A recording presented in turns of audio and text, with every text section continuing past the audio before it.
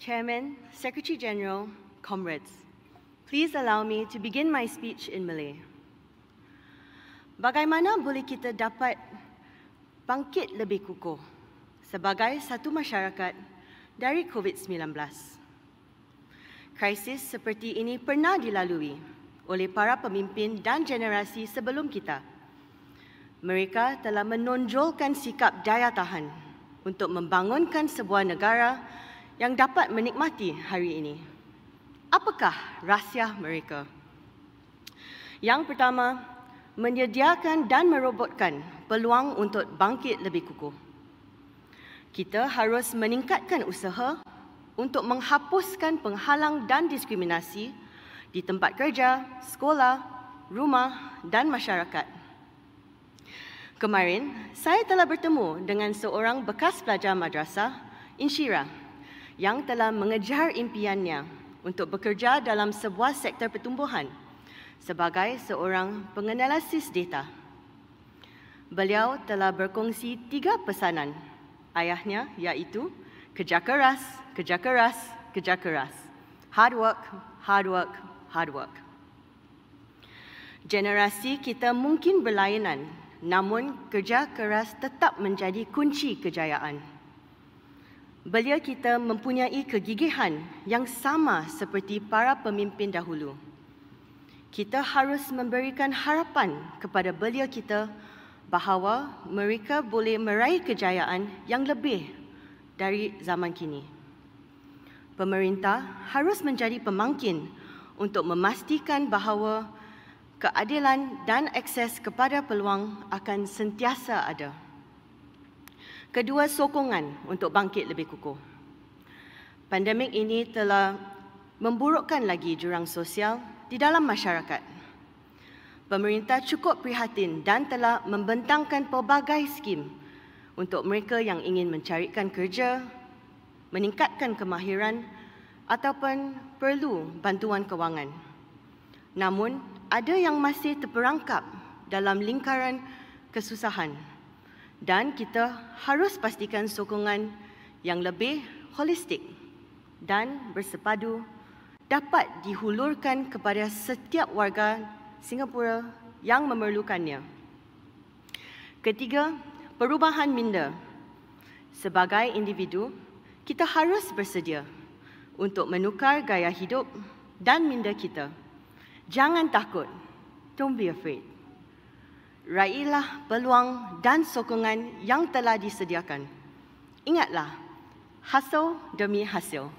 Hard work bears fruit.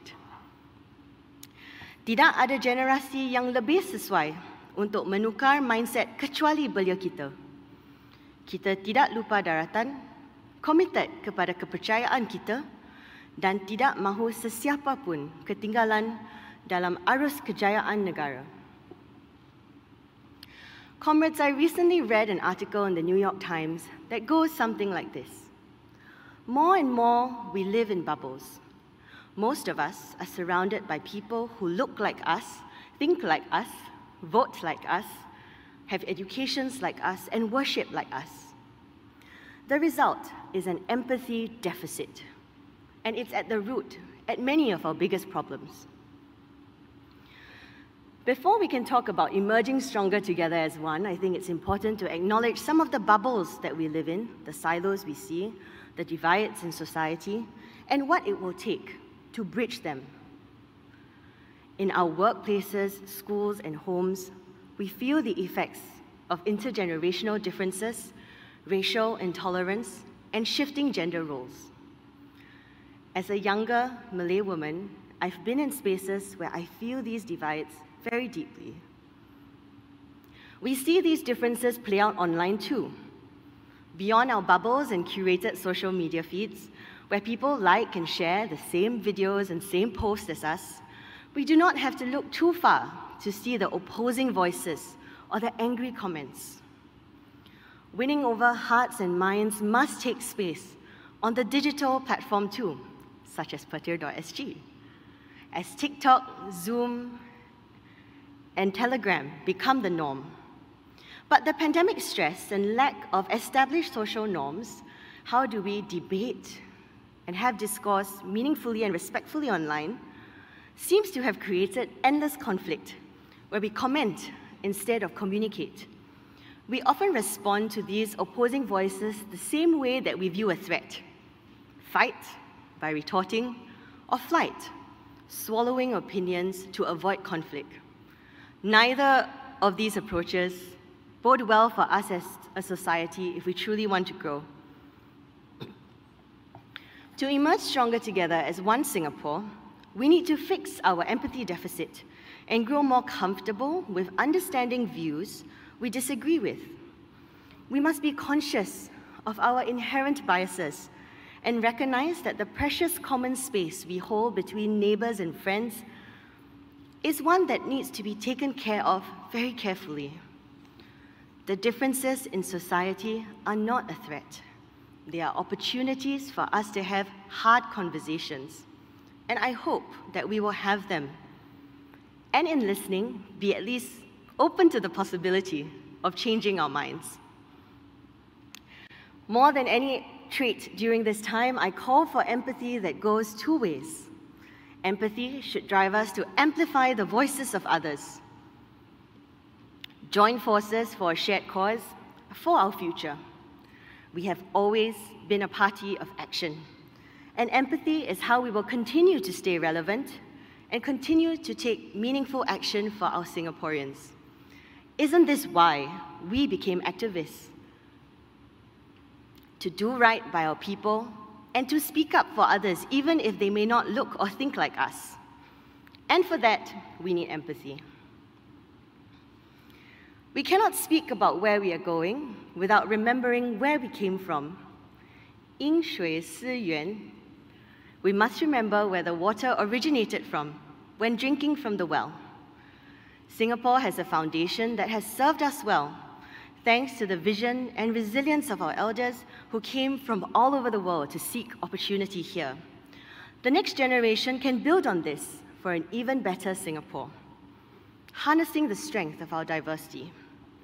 Our youth are growing up in a time where rapid change is the only constant. It is important to ground our youths in traditions, but also make space to allow them to blaze the trail for Singapore. Our youth can only do this with the support of those who have come before us. 他们站在巨人的肩膀上. I thank many of our activists and leaders for giving the next generation, including my fellow classmates in class of 2020, for your mentorship and guidance. In particular, I'm thankful for my seniors in Ang Mo Kio and Chengshan Seletar branch for walking alongside me, even though I must have seemed so different. I truly appreciate your trust, and I don't take it lightly.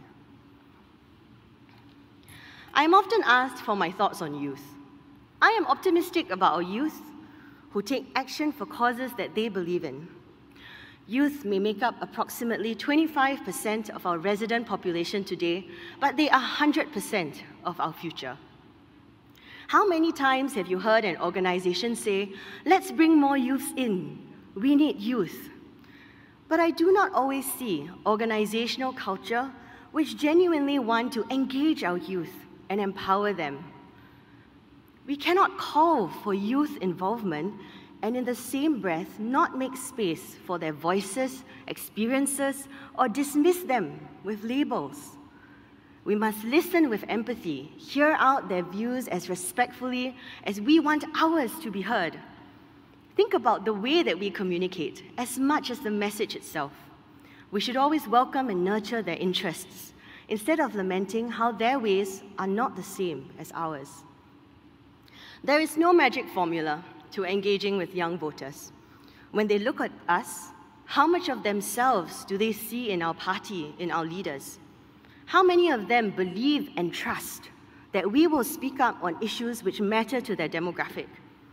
What would make our own children want to continue to wear this white on white? Youth are not apathetic. There are amazing ground-up initiatives, social enterprises, tutoring for children, caregiving for elderly efforts, mental well-being initiatives, and fighting for the environment. I could go on. But many youth feel disconnected from the process, from our institutions, viewing it as too slow a way to create change compared to how fast things are moving around us. And so, they self-organize, planning social movements on the ground and occupying space online. We must meet them there. Where red tape stops them, our youth will get things done in their own way, with or without us. Let it be with us, and let us continue to take action as a party which values empathy, relevant for every generation. Thank you.